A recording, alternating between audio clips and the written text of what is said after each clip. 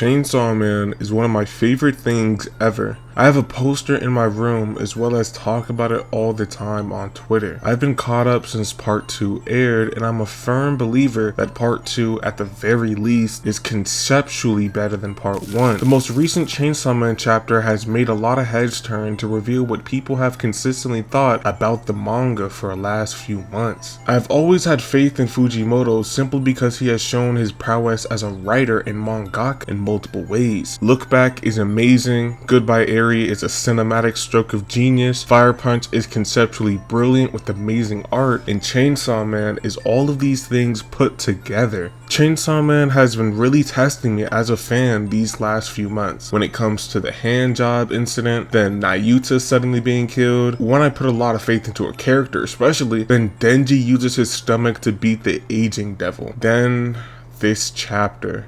I have very mixed opinions on this chapter, some good and some bad. I want to talk about and break down this chapter and understand what Fujimoto could be doing and what we as an audience are supposed to understand. This is not necessarily an analysis, as I have already made a video like that if you'd like to watch it, which covers the thematic basis for what part 2 aims to be. To begin, let's first set the stage for this chapter. This chapter completely brushes aside the narrative importance of Yoshida and Fami, immediately jumping out the gate. These characters are extremely important to the endgame of part 2, and one would naturally expect these characters in a room would get some cool plot development, especially since they just showed up at a diner literally out of nowhere from the previous chapter. Instead, these characters don't do anything special and we sideline them to focus on Yoru and Denji.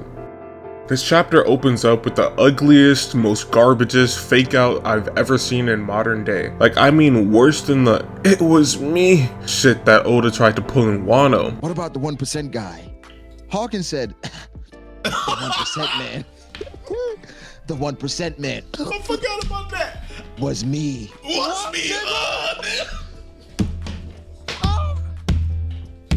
Yoru wants to have some fun, so she starts killing innocent people who believe that Denji is one of the bad chainsaw guys. Denji carries her away to a restaurant, which is weird because they were just seemingly at one, but sure, whatever. Fujimoto does like his food. Fujimoto draws Yoru shooting behind Denji, but this panel looks so weird to me. I'm bringing this up because I think a huge nuance concerning people's opinions of Chainsaw Man is the art decline. Just look at these panels compared to the most recent one. We can obviously see that he is cutting corners, and it isn't exactly pleasant to watch happen in real time. Denji and Yoru go to a Chinese restaurant that is all messed up, probably due to the outrage of Chainsaw Man heads. The random employee comes out and Asa just kind of kills him. I wonder what that was about. You could have had that either not happen or deliver some type of message with it, but instead it just feels like filler. Yoru and Denji sit and eat their pot stickers while watching some burning buildings. Denji asks about the Fire Devil, which is especially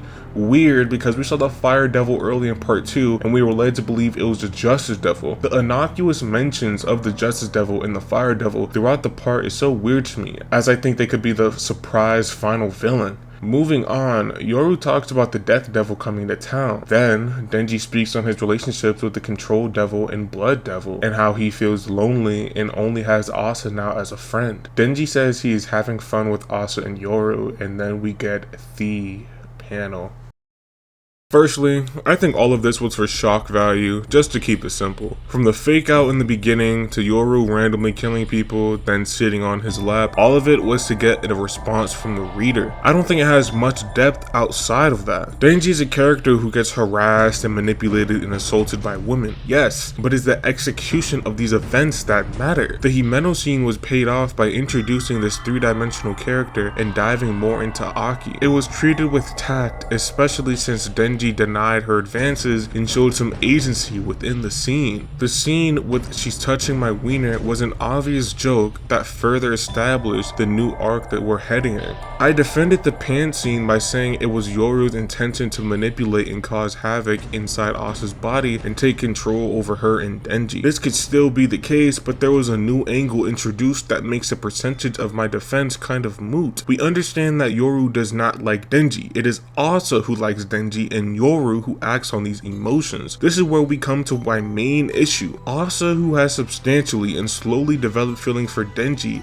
is getting those feelings hijacked. Those feelings are getting hijacked from her and from the reader as well. I would like to see Asa and Denji consensually engage in a romantic relationship, at least somewhat, because these characters have had clear development to a romantic future. I do not want to see Yoru only like Denji because of Asa, and as a result take away all the anticipation I put into the characters. It feels very cheap. Moreover, because the relationship between Yoru and Denji feels extremely weak, it feels like something matter-of-factly and tacked on simply because Denji likes Asa. I don't mind the art or paneling or the conversation. I don't mind any individual aspect because I believe none of this should have happened. Why introduce the employee? Why have Yoru kill everyone? Why the fake out? Why cut away from Yoshida and Fami? This chapter feels poorly pieced together and arbitrarily presented. I love Chainsaw Man, so it hurts to see it devolve like this. Moreover, let's discuss how this looks for Yoru. Yoru was a central antagonist for part 2 with very clear motivations which put her up against the main character the series is named after. Seeing her learn the name and identity of Denji coupled with her symbiotic host was an intriguing concept. However, when you only care to flesh out this when it's convenient, it places such an unpleasant veil of quality on top of this character. To me, it seems like Fujimoto should try and go monthly. I know there is a clear divide in people who do like most chapters and people who do not. However, for me, I always try to see the good and intention behind Fujimoto's actions. I think the aging devil stuff could have been better, but I like to see the introspection with Denji's character. I think the shock value and creativity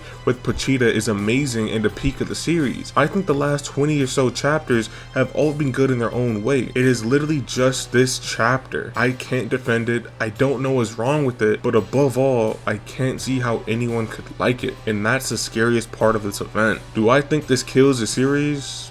Not at all. Is this a skid mark on the series and subsequently Yoru's and Denji's character? Yes, it is.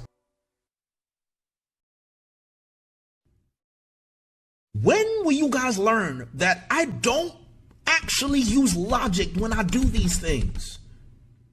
I don't care what I read. It's about the agenda. It's not about what you think. It's not about reading comprehension. It's not about the story. It's about agenda. When will you guys understand that? It shocks my spirit every time someone's like, Jay, you're not really reading. You don't understand the story. Oh, I understand the story very well. I just don't care.